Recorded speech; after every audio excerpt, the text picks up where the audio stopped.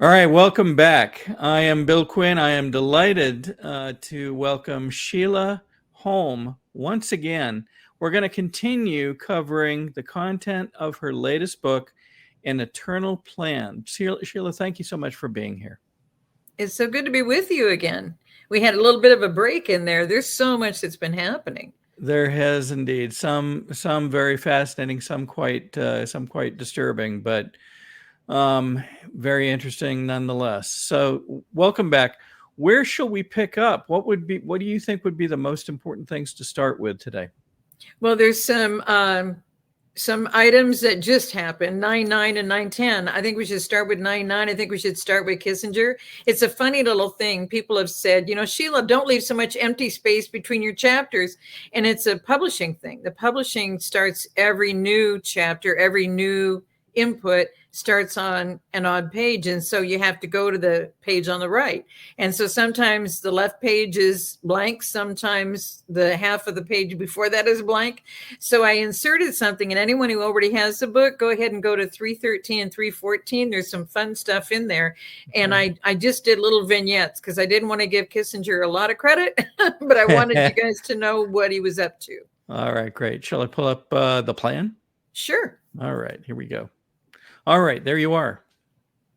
Okay, and if you want to go ahead and read the plan for the people, because this one person, what Kissinger did is a whole bunch of things about Nixon, a whole bunch of things about the president, vice president, bringing Nelson Rockefeller in under Ford, all of this stuff. They had to get rid of Goldwater, then they had to get rid of Nixon, but only after he took us off the gold standard. And then Kissinger went around the world and said he was giving up all of our gold from Fort Knox. That's why there isn't any in Fort Knox. And he was going around the world and spending it on OPEC because he was trying to get our prices down. But we had long lines for gas and oil at the time anyway. This is early 70s, right about the time of the end of the Vietnam War. Mm-hmm. And he's doing all of this. And we weren't aware of this plan until and it wasn't well known until his new book came out. So if you don't mind reading the plan, it's very, very revealing what he was up to. Sure. So this will quote from his Kissinger's The Plan.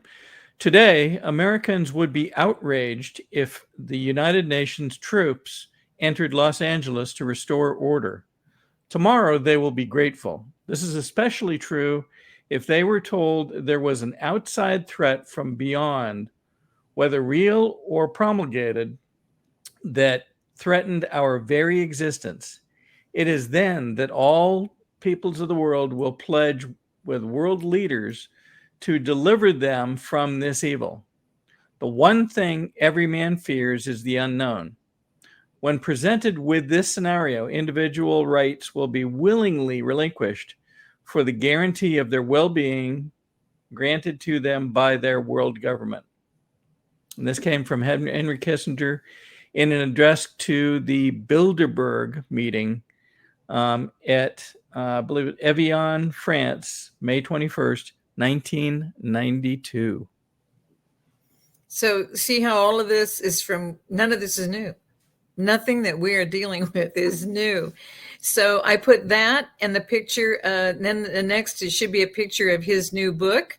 Mm-hmm. And this came out on 9/9 of 2014. So why 9/9? Because that's 3 3s, 3 3s, double of 3 3 3 3. Mm-hmm. And if you can, I don't know if we can expand it just a little bit, but you can see a name of a nation. And this is an ancient map he chose to use. And in this ancient map, and this is before all these other nations took on this kind of shape, it was Tartaria that was that whole big area. And so he's made it like an ancient map, kind of covered everything else with his World Order book title, but right above it says Tartaria, as though that one little area up on top is Tartaria. His world order is over where Khazaria and the growth of all the business plans against the nations took place. And but this was his book. It came out on 9/9 of 2014. The other humor about his release date is 2014 was the number up on the corner of the Georgia Guidestones. Oh, isn't that interesting? That was taken down, but see, 14 to them is the destruction to us. I don't know all of their numbers, but our mutual friend does. And that's why people asked since our last interview, you've never brought up the Noahide Laws. Well, guys, it's in the back of this book. It's in the new book. It's in the back of book 5. The Noahide Laws were put in at the same time. This was 9/9 of 2014 when he came out in this book. But when he made that statement in 92, that's when the Noahide Laws were brought in, and they said they honored a rabbi. And people think that everyone that's called a rabbi has a Jewish background. But Judaism wasn't what, remember, those are the ones that put Christ to the cross. He wasn't part of that. And people think that is the true religion versus the world order, Holy Roman Empire, Catholic, Holy Roman Catholic as the only true real religion. That was all told to us, but none of this is true. And so in 92, this rabbi, who's a Babylonian Talmud rabbi, was being honored on his birthday by Bush 41. And that was a different Congress than in 93 when they renewed it and expanded it into the education system over our youth and explained that that's how our country was founded. That's the basis of a moral society. That's the basis of civil procedures. And it's the 7 Noahide Laws from the Babylonian Talmud. And so the Babylonian rabbi is the one who was being honored. But here's Bush 41 putting it into effect. And here you go with 14 again. It's number 104. It's a joint House Resolution 104. You go to 1993 when Clinton is in a completely different Congress, okay? And they expand it. So both presidents signed the Noahide Laws in effect in our country and confirmed that those are the basis of the forming of our country, the foundation of our country, the basis of morals, the basis of our civil society. And so when they did it in 93, it was Joint House Resolution 410. That is 14 mirror. And so it's 14 when they put it in, it's 14 when they expanded it into the schools and the education system, the textbooks. It's the basis of now their understanding of how laws are to be structured. And you go back and look, 92 and 93 when everything was changing. There's so many things that started drastically changing in that time frame under 2 different presidents, but same agenda. I have to insert a question here for folks that may not have I've heard the term before. Could you just briefly explain in summary when you say Noahide Law, what is included there? Well, they only have 7. So the main ones are missing. There's no honoring mother and father. And remember, that's what we're talking about in this book. The destruction of the family is huge in this book. There's several of the points. Remove the children from their parents to educate them. And that's what they've done. And it's make divorce easy. I mean, it's all these things to completely destroy the structure of the family. Because if you don't have unity in the family, that's what we haven't focused on. If you don't have unity in the family, how are you going to have unity in the country? And that's why, Sheila, everybody thinks a different way. Well, that was all done on purpose. Get us all separated, isolated away from everybody else because nobody thinks like we do. And that's what's the basis of this silent majority that became what we have become, because nobody wants to speak the truth because they'll be taken out. One more question too. You mentioned the Babylonian Talmud. Now, some people don't understand that there are actually a couple of books that you will hear folks that say they are of the Jewish faith speak of. One is the Torah and one is the Talmud. Can you just briefly contrast those two if you can? Well, the difference in the belief system is the structure of these Noahide laws. There's no honoring one God and one God only. There's no, it eliminates the Lord over all, our Father. It eliminates the family structure by not honoring the mother and father. And it eliminates by having no other gods before our God. So to honor him as the only living Lord, to honor our mother and father as our true parents, and not have any other gods before him. And that's the destruction of the nations. That's the root to the complete destruction of the nations. The 45 points take you down that slippery slope. But when you're not honoring those three. Yeah. One of the interesting things that happened in the weeks prior to, unfortunately, Charlie Kirk being killed, somebody stood in front of him at one of these events and quoted from the Talmud and had some very hateful things to say about Jesus, about the Virgin Mary, and I think about a couple other points. And while he admitted those were actual verses from the Talmud, it wasn't clear that it certainly wasn't clear that he was agreeing with any of that. But it was interesting that somebody tried to bring it up at one of the events. Well, that whole process, if we slip to the next picture, Kissinger shaking hand with someone, and a lot of people don't. It's Father that brings my attention to this. I know this is in book 5. It could be in book 4, but book 5, because Albert Pike, who put all of the lower societies together, directly matching with Justice Rathbone at the top. How did both of these men put in this entire structure from Masonic all the way to Knights of Pythias in one fell swoop in 1864? And that can't happen by a complete accident. Mm-hmm. But Pike's relationships and who his children are and grandchildren are and et cetera, people can't find. It's just like this guy, Otis Pike. Otis Pike was long time, I think 14 terms in Congress, but it used to be 2 years. So he was like 28 years in Congress, and they put him in charge of the church and the Rockefeller committees. And you try and find his parents, and he says they died while he was young. So he doesn't know the names of his parents. Do you see what I mean? Mm-hmm. They never say if they come from Germany, there's no town. Switzerland, there's no town. There's no province. There's no location. There's no background. There's no names of any family. We had to come with complete documentation to Ellis Island when our families came in. And when they came in, they had to reveal everything. They don't owe any bills. They've never committed any crimes. They had to reveal everything before they could even leave their communities and come to America. So that's how much it had changed. And this person, he ended up being so heavily involved in absolutely everything. And then was a journalist and lived up in New York, Long Island area, I believe, Connecticut. A lot of the things that happened there that people didn't know about him that I revealed in the 5th book. But these Pike names, you don't find a Kissinger name.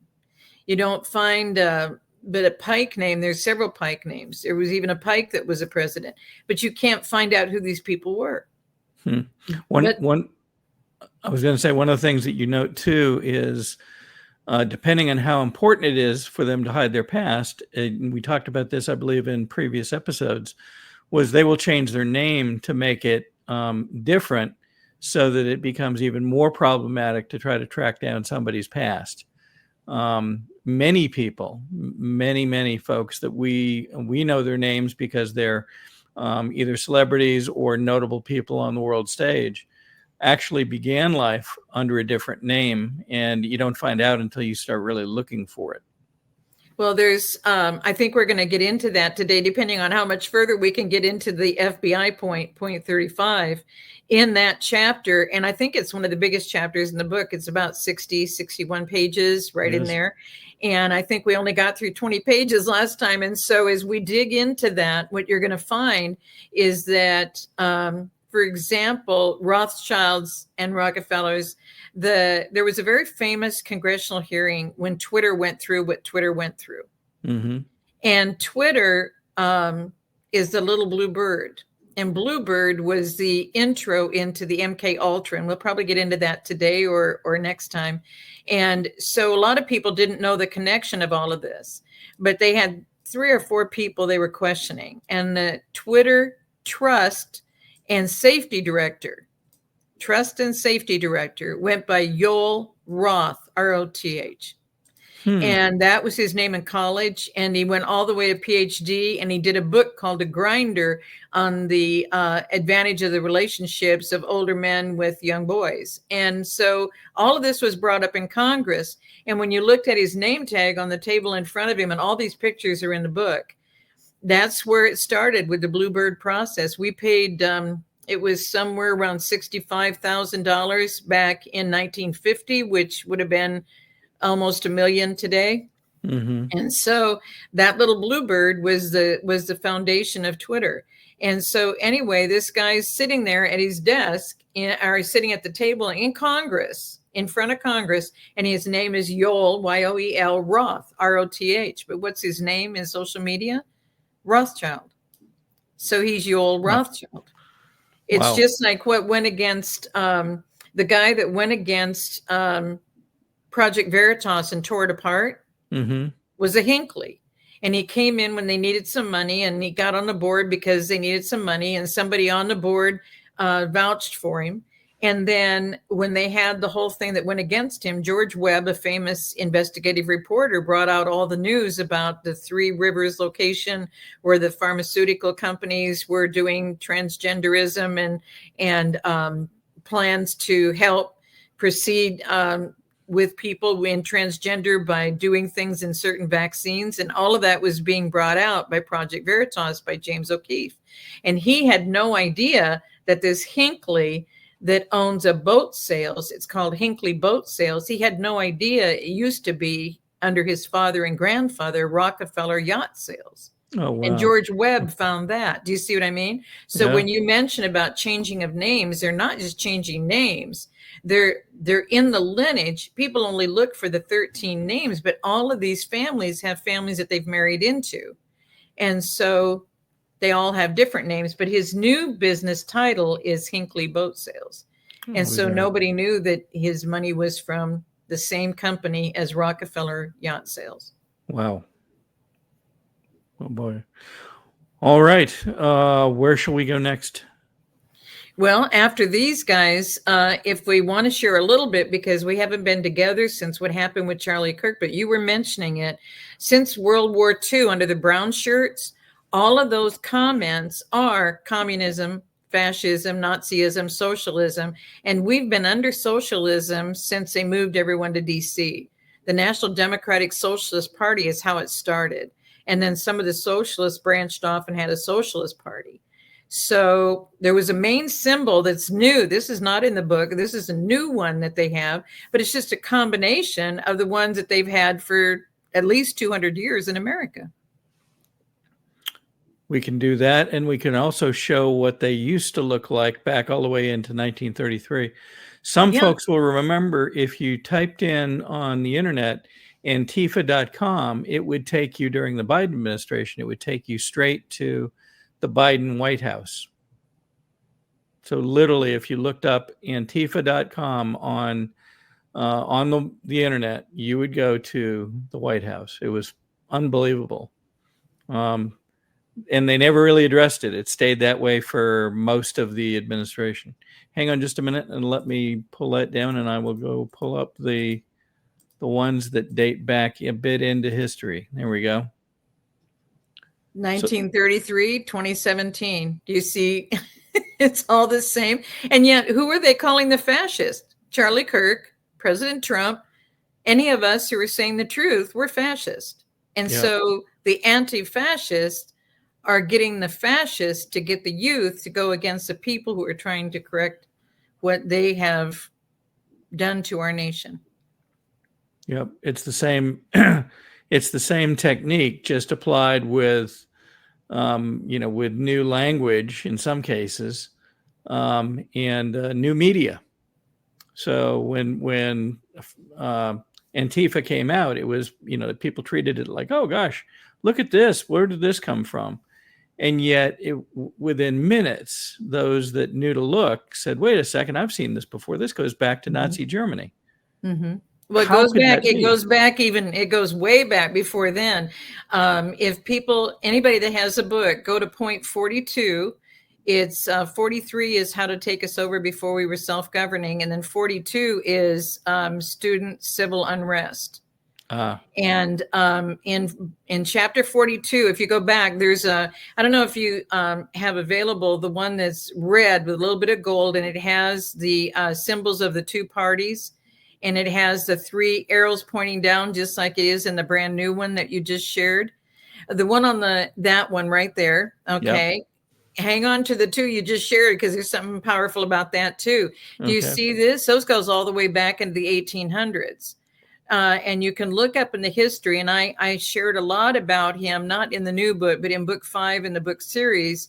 His name was Eugene Debs, and he was the Bernie Sanders of the time, who became more popular with every election.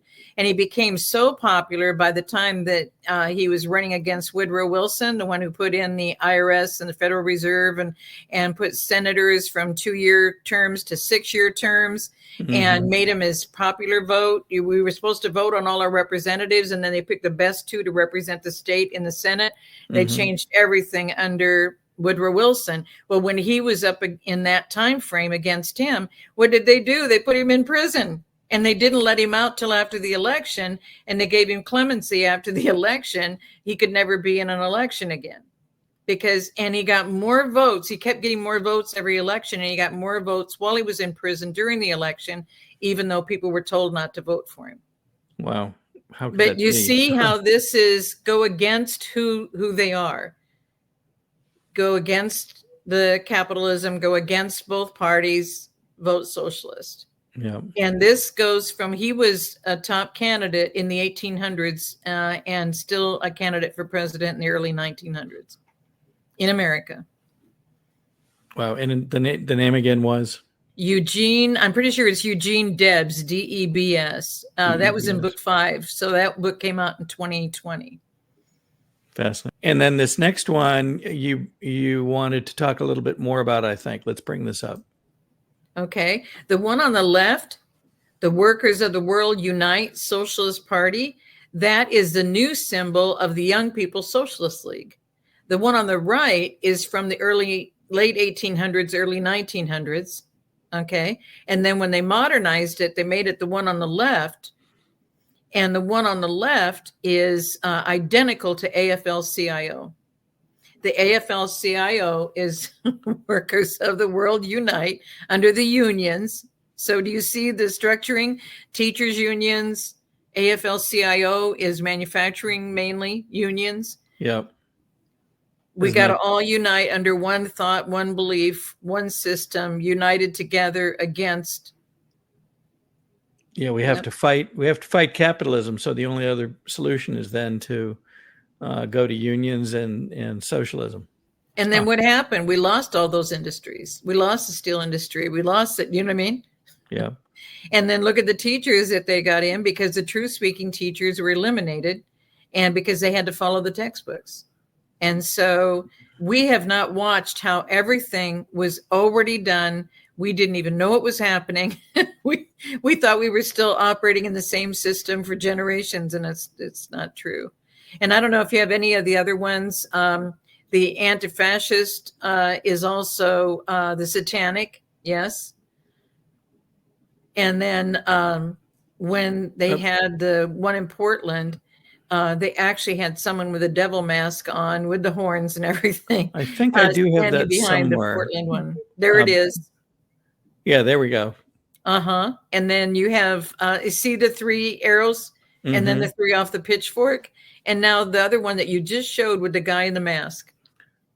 Isn't that weird? What is there a meaning behind the 3 arrows or the 3 prongs to the pitchfork? Or it just is a common symbol they like to use? I don't know what all their numbers mean, but it is a common symbol that is used. And then they don't use the pitchfork when they're not using the word satanic typically, but it still has the same points on it. It's still the same. I mean, all of this is the same. Again, it comes back to the fact there's only 2 kingdoms. You either choose to operate with the living Lord who wants you to live in truth and life with him, or you're operating in the kingdom of death, which that's what all of their focus is. Wow. Kill the businesses, kill the schools, kill the youth, kill the aged people. Put them in Right. memory centers and charge them 5 times as much as you would in an assisted living. Same building, same process, everything, but create Alzheimer's. And I mean, it never existed before. We aren't questioning how is all of this happening? How are our people so sick? We're not questioning. And as you go through these points, it's just been a slippery slope. But thank goodness for the 30 retired generals, of which we had General Vallely on. General Vallely is part of that. And with McInerney, they're the 2 leaders of the 30 guys. And it was General Vallely that introduced President Trump to Putin back in 2016.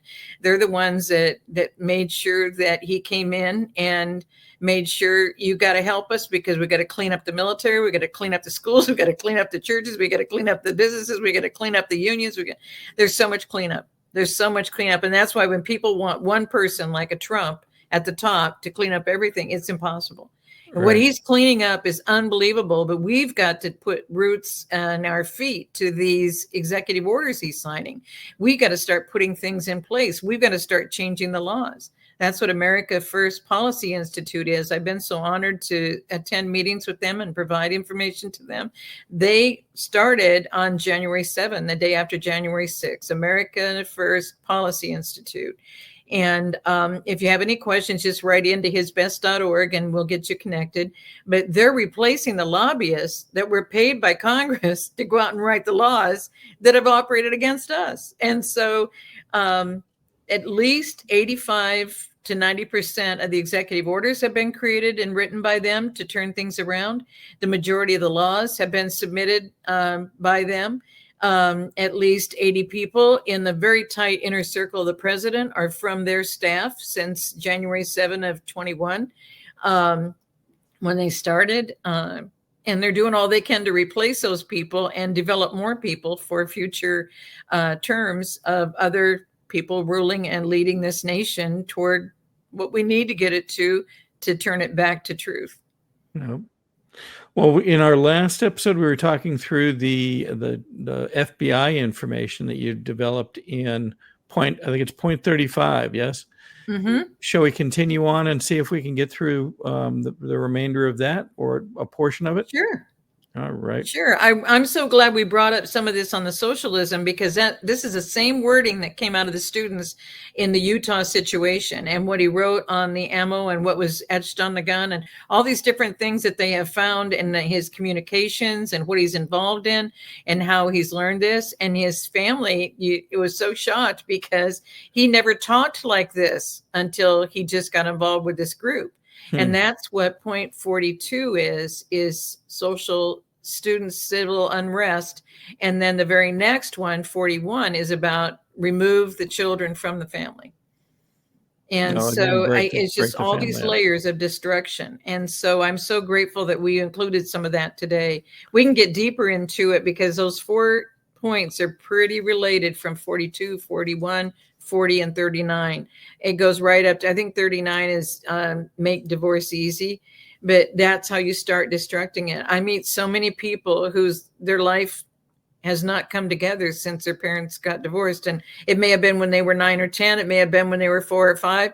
It may have been when they were teenagers in high school. It's different, but it's still the same problem. When you take the father out of the home, it's a problem. And it's so prevalent across so many marriages in the U.S. for the last, 30 years, longer? Mm-hmm. Well, and the benefits, the welfare, aid to dependent children. Do you know, and I did not know this till I went to Bishop McKinney's church in San Diego in 2000. Some of the things he was mentioning were just a shock to me that I had to go find out for myself. And if you want aid to dependent children, they will come, those people who hand out those benefit checks, they will come to your location where you live and make sure there are no adult male shoes in your closets. Oh, wow. That's how specific they are. They don't want a strong male voice in the family. Huh. In order to get the benefits. And I thought that can't be true. And it's true. Man, my goodness. All right. Well, we were about 20 pages into the 60 pages of the FBI. We got a lot done last time. So well, I don't know how much you done. want to take on this time. Wherever you would like. I think we started, if I recall correctly, we talked a bit about this. Yeah, this I don't diagram? know that we mentioned much about this. This I knew nothing about. This when I dealt with the FBI, and when they were the only ones who supposedly were going to be able to help me, they ended up putting 3 of the Superior Court judges that were in on the schemes. They were deciding cases before we came to court, and everything about my case was Kangaroo Court. Everything was illegal.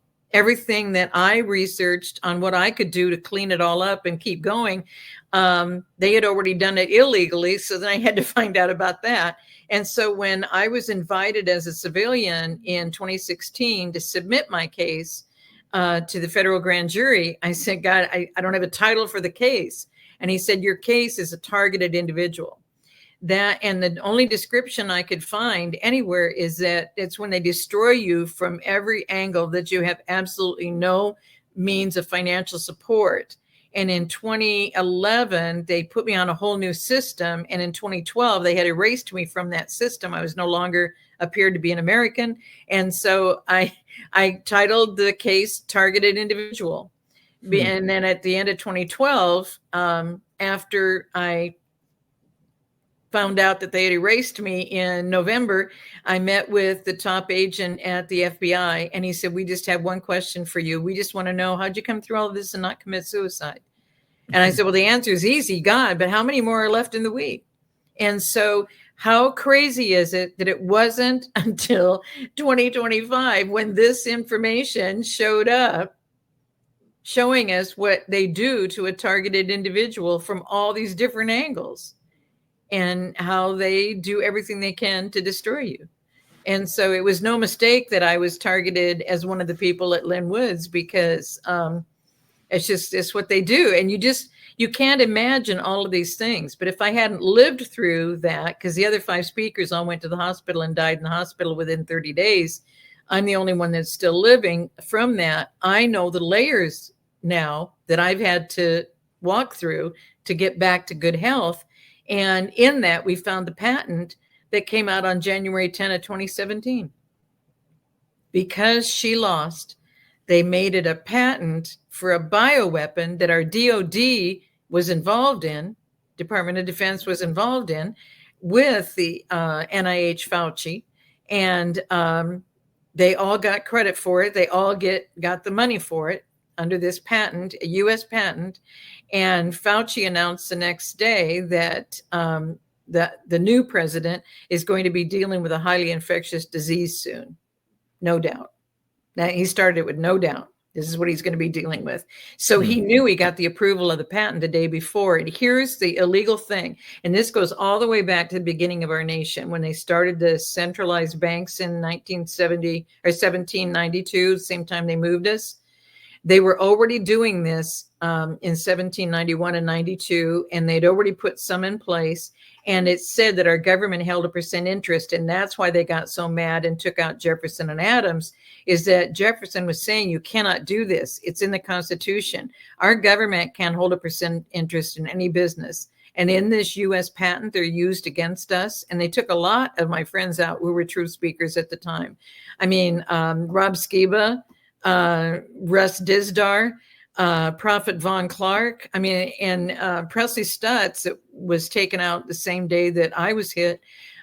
He was a chaplain in the Navy for 30 years, but he was so involved in South Carolina's politics, and they had just turned it around with the help of Lynn Wood. He moved out there. He ran for the office of being involved in South Carolina GOP. And because he did that, the battle became so strong. So they targeted the people, and the people that were speakers that night at Lynn Wood's home were actually speakers for that organization, and they were all gone within a month. And Presley Stutz was a profound man. We were on platform many times together before. We were just at, wasn't Greenville, Spartanburg, South Carolina, the Saturday before the Saturday at Lynn Wood, because Lynn Wood was at that event, and that's when I was invited to come and be at his event the next weekend. And so the targeting to be a % interest in this patent to take out Americans is held by our own government. It's just beyond comprehension. Goodness. And what is this patent, or can you not discuss it? It's the patent for the bioweapon that they're developing in labs in America to use against us. Goodness. It's the same, and what people are saying is the ingredients are the same as, and the process is the same, because for the people that don't get the vaccine. Okay. Wow. All right. What's next? So we got up to page, I had it that we got up to page 351. And that's why when I was going through all of this, I was going through identity theft, and they were changing my ID repeatedly, the FBI was. And when they did that, then I started experiencing identity theft, because the identity thieves somehow are able to get the brand new Social Security number the very time it's issued. By the time I got my fourth Social Security number change, I already had identity theft against the number before I got the numbered card in the mail. Somebody had already been using it before I even received the card in the mail. So I told it to them, and I thought everything was progressing. So then what did they do? They went backwards with me, and they went from a 624 first three digit to a 612, which is a 666, and then 060006. And what they've done ever since is take me back to that same year, same B series license, to try and put me back on that same Social Security number. We've corrected it so many times, but they keep taking me back. So our Social Security numbers have never been protected, and the FBI is supposed to be over identity theft. And they've known that it's been illegals the whole time. Foreign nationals coming in and using, they practiced on the death certificate Social Security numbers. And they knew all of this truth. And the reason why I know is because I was working with them all these years since 1992. They changed my number in 92 and 95 and 98 and 99 and 2000 and 2001, because they just kept changing something about my name. And every time they had me come in with a new address, I had to keep moving. I had to keep getting a different vehicle. I had to keep getting different. And you cannot keep doing that. I wasn't being assisted at all. And they said, we're going to warn you, you can't let anything merge, because if you let anything merge with your old record, we can't help you. So I had to get new photos, new mailing addresses, new everything all the time. And you're doing it with no income and no work and no credit history. You have to start everything over every few months. So I learned all the numbers and everything. And so that's what's in the next few pages. It's all the data. I didn't even know. They told me it was reported by the Federal Trade Commission. And as soon as I wrote the new identity theft law in 2003, in 2004, when they signed it, that's the last time you could ever find anything on the Federal Trade Commission. They removed all the data. They removed all the graphs, because I included them. When I wrote this Talking Points memo, I included everything. And it's all of this is in my Nation Restoration book. And so that's what we go into in this FBI chapter after that, is we're talking about the reports where they were just saying there were a couple million people, who are using the other people's Social Security numbers. And in 5 years, by 2002 reporting, there were over 27.3 million from 98, when they did all that craziness to me. So 98, 9, 2001, and 2, in those 5 years, there were 27.3 million cases reported to the Federal Trade Commission. And here's the joke. I never knew the Federal Trade Commission was collecting any of this information. So all these changes and all the crimes I was experiencing against me, I never knew to report anything, because I didn't know about the Federal Trade Commission. So that's only the numbers based on who's filing against the Federal Trade Commission. And it increased, it just kept increasing in multiples.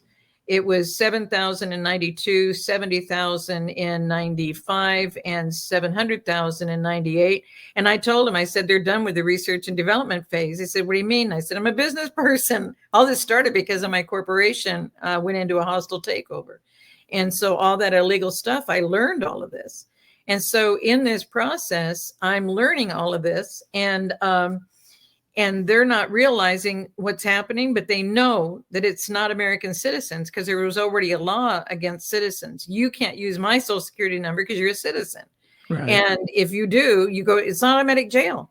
It's automatic. There's no fines. I don't get any money for it, but you end up going to jail because you're a citizen. But a non-citizen, they needed new laws. They said, are you guys nuts? Why do we need laws for illegal people in our country? And so they waited for the laws in 98, and then it took till 2001 to get the first penal code. And then by the time the second law came out, they still haven't arrested them. They haven't arrested any of the people. And one woman in California, and this example is in my Nation Restoration book, she had 81 of the 100 people they give the Social Security number to, because 100 people are operating against you. They make copies for 100 people. And when they police went and met with the people, they said, oh, I bought it at the swap meet. So the cops didn't do anything. Oh, goodness. But they're illegal people who bought it at a swap meet, supposedly. But the high-powered ones that go after the big people, because they started with people like myself, own a house, own a business, gotcha. Yeah, because they go to the county office and all of our information was in the county offices. So they go find the business owners, then they go down to the property records office, and on the computer, it tells you if that business owner, where their house is at. And if you have an SBA loan, it's on your business documentation, because you have to use the equity in your house to get a business loan with a Small Business Administration. I mean, we've operated against, and then when they use your Social Security number, they only have to use the last 4 digits. They don't have to have all 9 operating together. So they're helping the criminals this entire time. And nobody in the FBI could understand what I was saying. And I said, if this was happening to your sister or your mom or, your aunt, if this was happening to a woman in your life, wouldn't you do something to help them? And they couldn't see that what I was seeing. And I was explaining it to them. They just didn't care. It was more crime. And they were put in charge of all of this with identity theft with the Secret Service under the DOJ, and nothing's been done. There's no going out for people. And here's the crazy part. The threshold of the crimes against me had to exceed 150,000. Now, if it's a citizen using your number, automatically go to jail. But if it's an illegal, they have to go against me more than 150,000 in damages on my credit bureau report that I have to be. I became responsible. And I had to put in the second law that after 30 days of having it all cleaned up, they can't put it back on my record, because they just constantly kept putting the crimes back on my record. I mean, this is how much they're not helping Americans, and illegals got away with it, and they knew the people were illegal. So I'm just giving you some of the pieces. There's a lot more in the Nation Restoration book, because they gave a housing opportunity for the American dream, and they funded 3 banks to make it happen. I mean, and those 3 banks got the money, and they never had to pay a down payment. That was the thing to help them get an American dream. They took the good credit off of the fraud they did against us, and they take the good credit only to a taxpayer identification number that their government protects. Our government's never protected our Social Security numbers, but they're protecting this taxpayer ID number so the government gets taxes from the illegals who are in this country. And Social Security benefits, because the people that they went against back at that time are now retirement age. And so they're getting all of this money in retirement. And the people that they use, the dead people, death certificate, Social Security numbers, that's the crazy part that President Trump's been talking about. How is it that somebody's 200 years old, before Social Security even existed, and they're able to get Social Security payments? And if someone dies, that's supposed to end. In fact, you have to send back the payment the very month they die, whether they die on the 2nd or 3rd day of the month or the end of the month. You have to send back that money, even though you had to wait 3 months to get your first payment. You have to send that payment back. All of it's operating against us as Americans, all of it. And Reagan told us there is no Social Security fund. There is none. And so it's young people paying in and older people receiving some benefits is what it is. And to say that it's going broke because they're paying us, it's not because they're paying us. So I put some of this in to give people enough information, but I didn't belabor the point, because all of this has been described. That Nation Restoration book came out in 2014. And once you get a flavor of what the FBI has been doing against us, it kind of tells you who they are or how they're operating. We talked a little bit about Stephen Friend when we talked on this point 35 before. He was telling the people in Congress as one of the 3 whistleblowers. They're giving the promotions and the raises to the guys operating outside the Constitution. But those of us who are only going to operate based upon our Constitution, and we're not going to be doing this to citizens, what they're doing, by us doing this, we get bypassed we don't get promotions and we don't get raises. Right. And he didn't know until we met in person that it's Knights of Pythias that control that building. It's their original meeting location, and Hoover is the one who put the whole thing together. So, but Bonaparte, who put the whole structure together for the special agents and et cetera, he came from Europe, and they were all in the Knights of Pythias there. None of this is new. They said that Justice Rathbone came up with the idea, presented it to Congress, and by an act of Congress, they enacted this whole secret society structure. He didn't just create it out of his own mind and put it together. And they lied about the basis of it. They said it was from some Irish play where they're benefactors and they do charity work and friendship, fraternal, charity, benevolence. And it's not true. It all sounds so good until you find out what they're really doing. Exactly. All right, go right ahead. So the basis behind what we've not understood on these secret societies is all the oaths, and the oaths are taken based on the background, and the background goes all the way back to ancient times. All of these were established way back in ancient times, and it all is about the ancient gods, and it's about the rulers of the First Empire, Second Empire. You're taking oaths to entities and gods and goddesses throughout the whole process. And in this process of the ancient times, people didn't know what any of this meant or where it came from.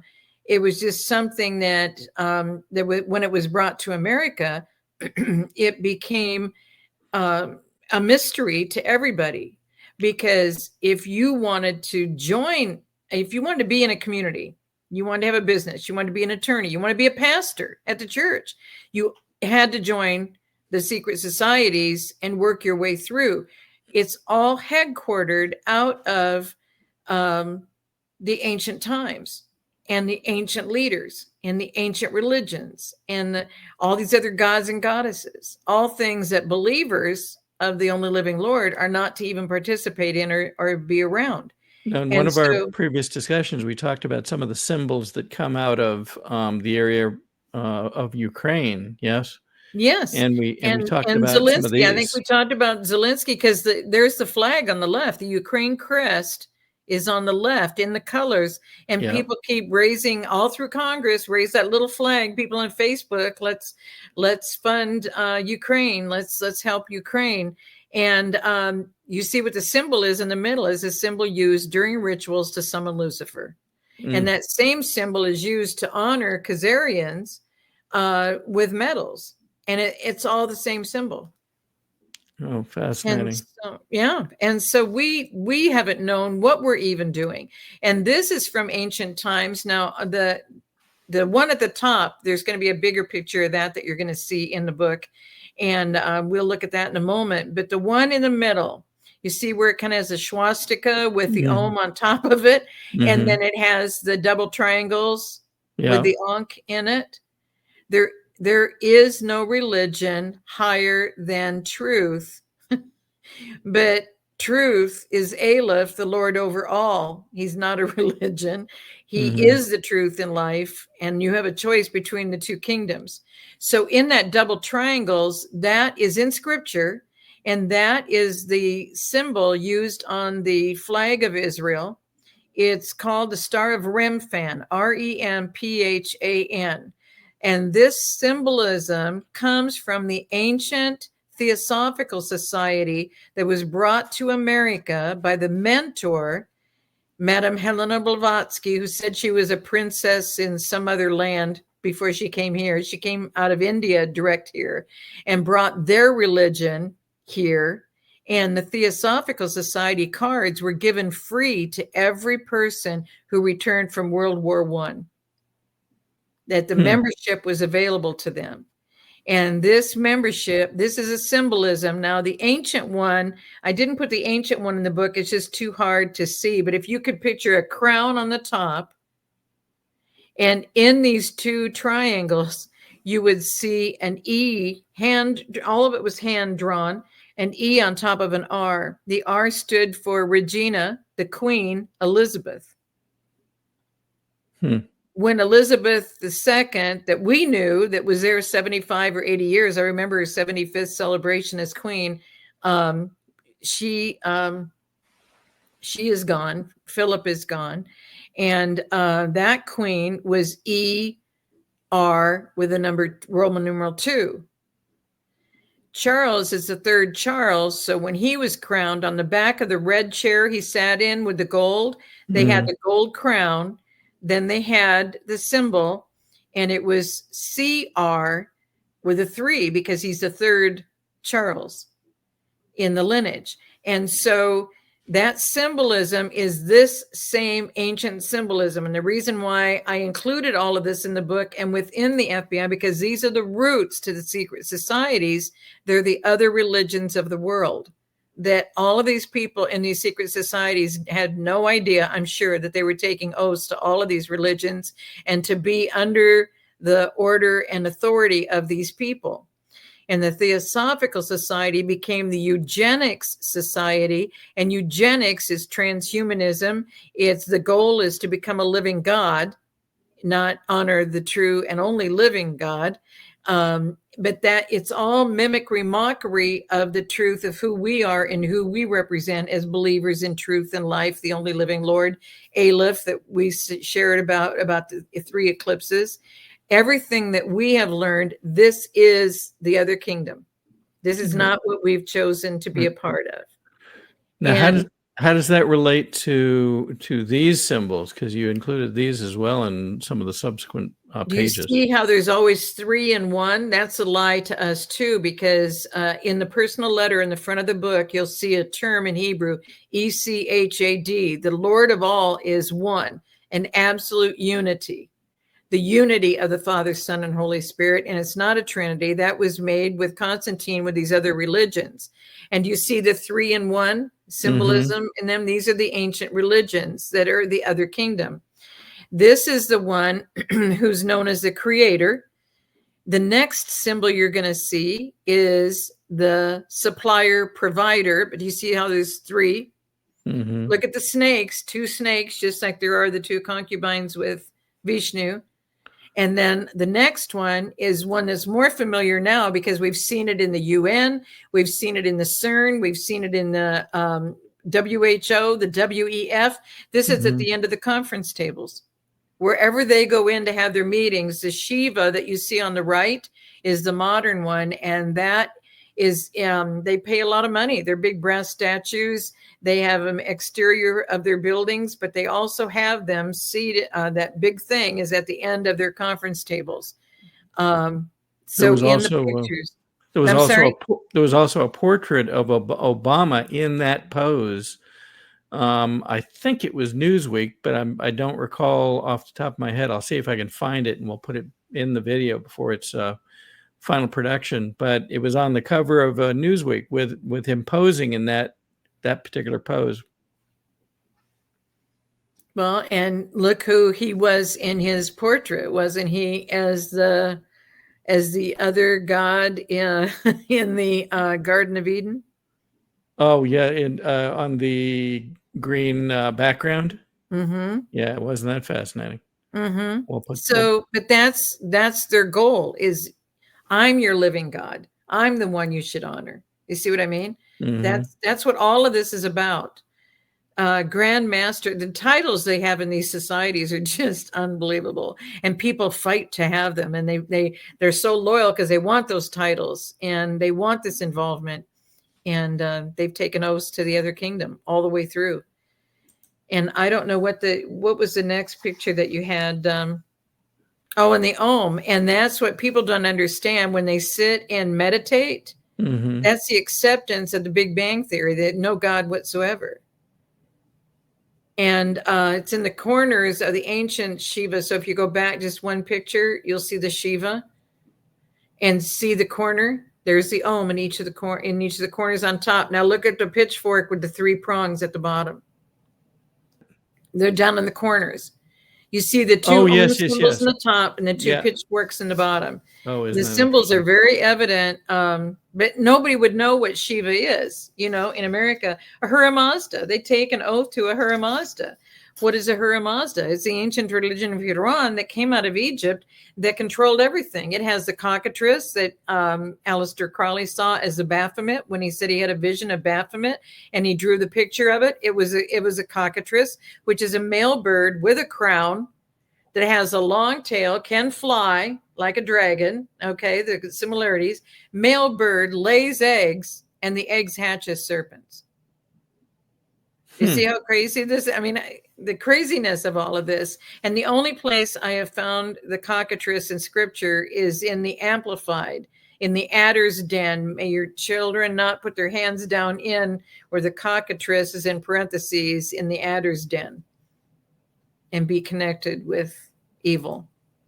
Wow. So it's it's symbolism that we just weren't aware of. But all of the people that are involved in these societies, that's what they do. And all of this leads into who? It all leads into Hoover. And the only picture I could find of Hoover, I think it was a picture before he moved into his new office. I think this was his old office, but look at how they honor themselves. Yeah, and isn't it interesting that he's mirrored in the table? Yes. And I don't know if we magnified, I don't know what those symbols are at the top on the two columns on the sides of him. But everything about these people is symbolism. Everything is for them to be honored. Their names everywhere. I really hope we're going to change street names, freeway names, airport names. I hope we're going to change it all and get rid of these people. That's how they convert. Because you're honoring man, and that's not what we're to focus on or honor. Yeah. And that's why when people keep saying Sheila's wisdom is so amazing, no, it's not. Without the Father, I wouldn't be able to tell you any of this. He has to put it all together for me. I'm in training. I've surrendered and I'm in training, and whatever he wants me to know about, he shows me. And then it takes a lot for me to try and keep working with him. What is important for the people in what you just showed me? What is it they need to know? This has been a journey. I never thought I'd be on this journey. I never thought I'd be writing these books. I never thought that and when I go back into the book series, as he had me put some quotes in the new book, I'm like, you told me this 4 years ago. You told me this 7 years ago. And I never knew it was going to have any other meaning other than to get the information to the people. I didn't know it was going to relate to all of this. And this is how my life goes. What is next in this chapter is the story about the woman, and I don't think we talked about this, the woman that I met in the beauty salon in 1993. I got a new talent agent. I was going through Social Security number changes. I said 92, 95, 98. This was in 93. And a talent agent said, the only person who should be working with you is this one stylist at this one salon. And here was this woman, Beryl Colvin. And so I talk about her. And why do I talk about her? And this is in book 4. I found out about Knights of Pythias. And book 5 is when I revealed that John Wilkes Booth's broken leg was reset by her great-great-great-grandfather, Dr. Samuel Mudd. So I learned that in 1993 to put it in a book. She passed away. She was a lot older than I am. And so she passed away in 2017, and she was in her early 90s. And she ended up telling me all of these things that I want to be your friend. I think we're going to be great friends because I just had fun talking with her. And she said, but you got to know my maiden name was Mudd. And all I knew was Dad said, don't let your name be called Mudd. And she got a kick out of that. And then she told me this story, and they could never clear his name because he had no idea what the society was. He just knew they talked about it and their obligation to it. And it's a secret society. That's all he knew. And he's setting a leg, you know what I mean? And he wasn't thinking about, I need to remember everything these people are saying because he thought they were crazy. But he's got his oath. As a doctor, he's got to set the leg. It doesn't matter who shows up at your door. He had a tobacco plantation with, or a farm with near DC, and he said on the front that he's also a doctor. So they saw it as they were escaping DC, and they end up at his location and get the leg set, and there he is. And so he got sent to prison. And so what I did was I included the pictures of John Wilkes Booth and Dr. Samuel Mudd in this, because he couldn't describe who the society was. He was trying to tell him the truth, but we're working. It's just like President Kennedy telling us the truth while I'm in this high noble office. We didn't know these top secret people are called high nobles when you're all the way to the top and honored, and your name is noble this and noble that. And John Wilkes Booth was one of the Booth brothers. They all owned theaters. Their dad was in theater in England, had a family there, came to America, got married again, had 10 children, 5 of them were sons. They all had theaters, and they did all the entertaining for the Knights of Pythias. But they weren't just new members here. They were already members in England. And after they did all of this, their family protected them, and the members protected them, and they sent them back to Europe. So the truth behind this supposedly is that none of these guys were the official guys who walked out and were hung on the gallows. It was other people that they positioned to do that.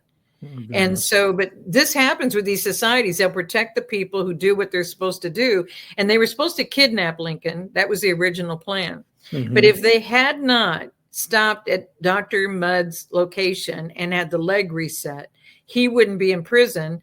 That dealt with yellow fever in the Gulf of Mexico, that's now Gulf of America, because that's the truth also. If he had not been in that prison, he would not have created the cure to malaria and yellow fever, which is the roots of what? HCQ that we needed in 2020. Yeah. Isn't that And funny? so here I was finding out about all of this from 1993, finding out the truth. And I never got to tell her because she died 2 years before I knew anything about Knights of Pythias. But when they were mentioning all of that, and then John Wilkes Booth, and then I found the entertainment ads in the ancient newspapers from the 1800s and et cetera, where these guys, because the entertainment industry, these secret societies are everywhere because that's how America was established. You couldn't be involved in these things unless you were. And it's all other kingdom. It's all other kingdom. And so I got into that because that's what's controlling the agencies, because the bureaus were all created out of nothing. None of this, the FBI, the Bureau of Investigation, the Federal Bureau of Investigation, when it changed under Hoover, all of this is added. None of this is in our Constitution. These didn't exist, whether they continue to exist later. But what the title of this point is that they wanted to discredit and dismantle the FBI, but now they want to hold on to it now that they've done so much against all of us. And so I don't know if we ever showed, maybe we did. Did we show the plaque that was on the back of the corner? I think we did when we talked about Stephen Friend before.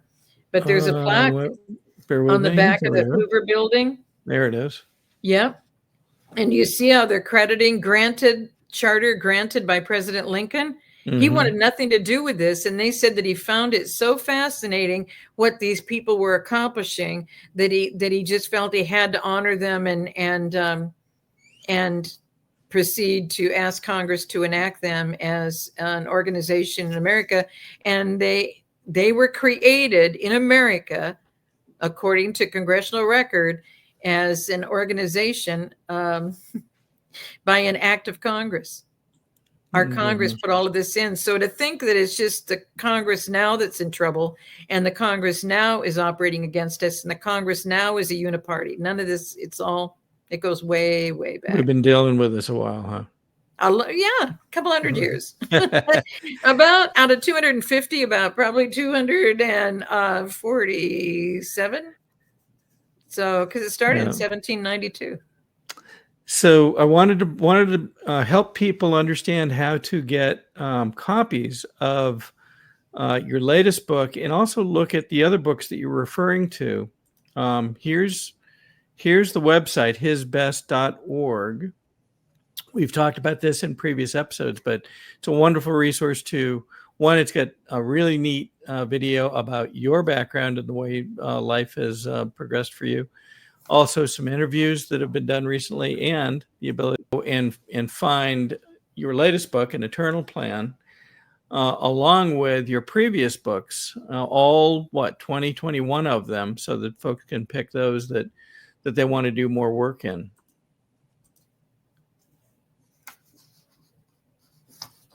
And they're all available there. And then also, I think you told me last time all of these are available on Amazon and other sources as well. Is that right? Mm-hmm. You can order everything through Barnes and Noble, and other bookstores have them. And I'm just so honored because they're printed in several nations. And a question came up beginning of September. I was on an interview, and a woman from Brazil was doing the prayer on the interview. And she said, Brazil is in the same trouble as America. South Africa is right now going through the same trouble as America. And everybody is figuring out, we have to go back to what the Pilgrims brought to America. And so this has brought interest. But they said the people in Brazil don't speak Spanish, and they don't, because it is translated in Spanish in other nations, but they speak Portuguese. And so here's the gift. The wife of John B. Wells knows how to do that translation. And so we're checking in here to see if we can do it, because we want to help them. Isn't that wonderful? So we will look forward to having you on again soon. Where do you think we'll go next? What point or what chapter do you think we'll end up with as we continue next time? We haven't done 43, taking over before we were self-governing. That really cements how bad it was from the very, very, very beginning. Okay. That could be interesting. And then right after that, we went through some of the socialism of the student unrest, which is 42.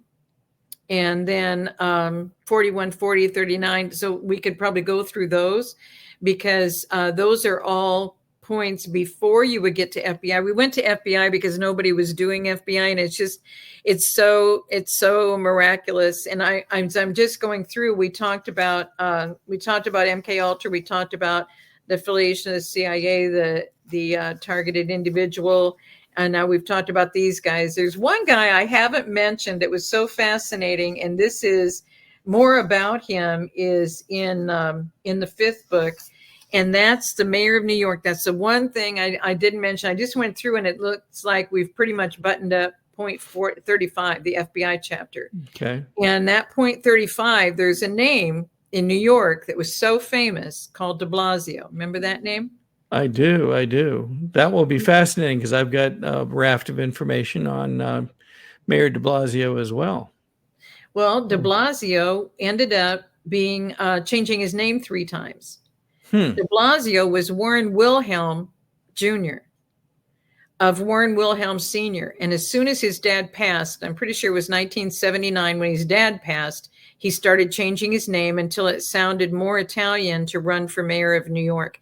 But again, they're in these societies, so they know how to do things to get ready to convince you to vote for him. Yeah. So here he was going through all of this, right? But who is Warren Wilhelm?